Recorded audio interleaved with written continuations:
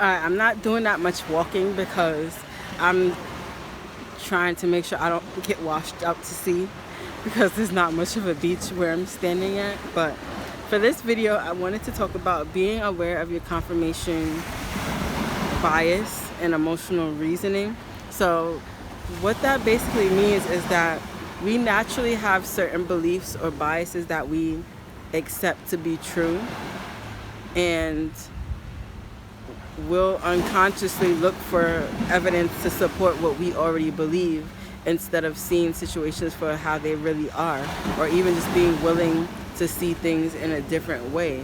So an example is like if you think love is hard or relationships are difficult, or you have a bias when it comes to men or women or whoever you're dating, and you assume they treat you a certain way, you're naturally going to be expecting those things. It's like how I mentioned in another video how this girl got a message from somebody asking her if she was someone's girlfriend. The girl assumed that she was cheating with her man when she wasn't. She was actually some stylist or whatever that her boyfriend booked for her. But over here, she's being insecure and she's talking about, oh, well, please don't tell me you're with him, or, let me just have Valentine's Day. She was just being mad insecure, and it's just like, if that's the lack of trust that you have, that has nothing to do with your partner or your relationship. That's all you. So for someone who's insecure and believes that men might cheat or women might cheat or whoever they're with cheats, that's your own bias. It's not necessarily the truth about the individual. I mean, sometimes it can be true, but it wouldn't have happened if you didn't have that expectation of them. Because a lot of people will wonder why they get broken up with, but their partner will go to the next person and be the most faithful, loving individual.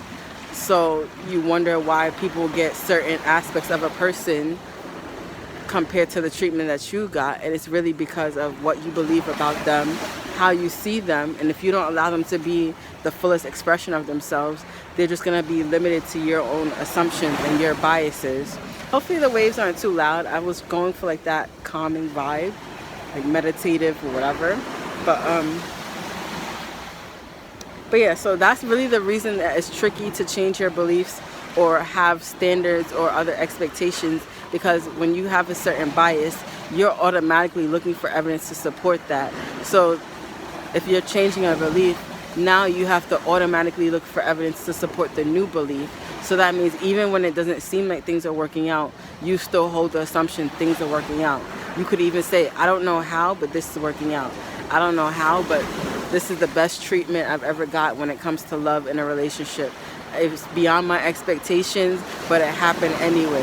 Like, you have to start creating the supportive evidence of having love the way that you want. And that's the reason people don't like challenging their beliefs, because they don't even think that they can change. That's the power of a belief. That's the power of your own bias. You only accept what you perceive to be true. So ultimately the goal is to decrease the support in your negative beliefs while increasing the support in your new beliefs. So that goes with anything, not even just love. If it's being abundant and wealthy, is decreasing this idea of lack and increasing your belief in abundance. And yeah, so I just wanted to go on to say, like, we use our own biases and create distortions, treating them as facts when it's just emotional reasoning, using those feelings as truth. Taking or creating labels for single events to define the totality of ourselves or someone, or like entire sexes, in case like a man, female, whatever, people will tend to generalize and say, well, they act this way, or this is just how women are, this is how men are. That's just your own experience, probably even one time, but now it's become multiple times because that's your bias and you're living in that reality. So yeah, I think I wrote these notes from this video that I watched, and it was like about your mindset and understanding like different biases people have.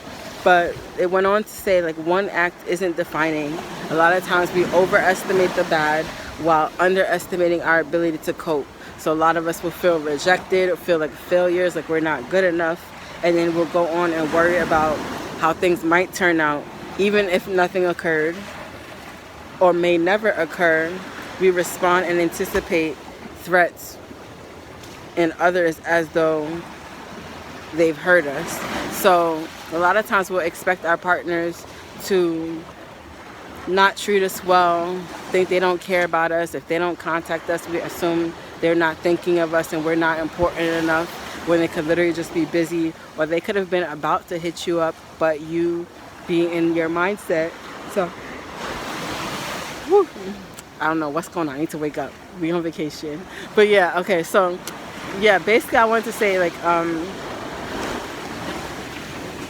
I've had a habit of doing this, so that's why I could definitely agree with this. Like, we will sit there and assume people are bad before even giving them the opportunity to show us. Whew, the water's still cold. Before even giving them the opportunity to show us that they care, and then we don't realize that we're kind of conditioning them to act a certain way because of our own expectations. But yeah, so it's really just recognizing when you're drawing assumptions or conclusions beyond the facts of what's actually happening, and you're not even seeing the entire picture. We treat thoughts as facts versus partially distorted information, because when we make assumptions about people, like say someone didn't text you or didn't call you for like 2 days, and you'll make an assumption, they don't care about me, I'm not important. But they could have had an emergency. They could have been so busy and they wanted to give you their fully undivided attention, but you were sitting there making it about you.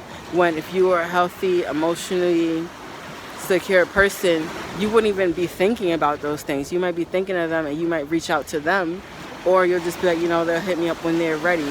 But you would be so enveloped in your own life that you wouldn't have time to sit there and be insecure about someone else. It's about having a healthy balance and not putting that emotional dependency on others. So just remember, your opinions are not facts. It's just your own bias. So even if you could kind of soften, sorry, I'm trying to close my book. Even if you can kind of soften your labels for things. Sorry for cutting off, y'all, but then it'll be easier for you to redefine and repurpose situations, not put people on such a pedestal, and be able to at least see that you're equally valuable as other people, and you don't have to keep negative perspectives of others, because that's the only way you're going to see different behaviors and attitudes and adjustments in your relationships, is if you change your point of view, because nobody can do that for you. So also I want to say sorry about my hair, y'all. I was on vacation, so I didn't really care. So I hope y'all still see past that and get the message. But I think this is where I'm going to end up the video, and I hope you guys like this series. Comment, subscribe, the usual stuff. Give some feedback, your thoughts, and maybe what biases you have, because at least being aware of it is the first step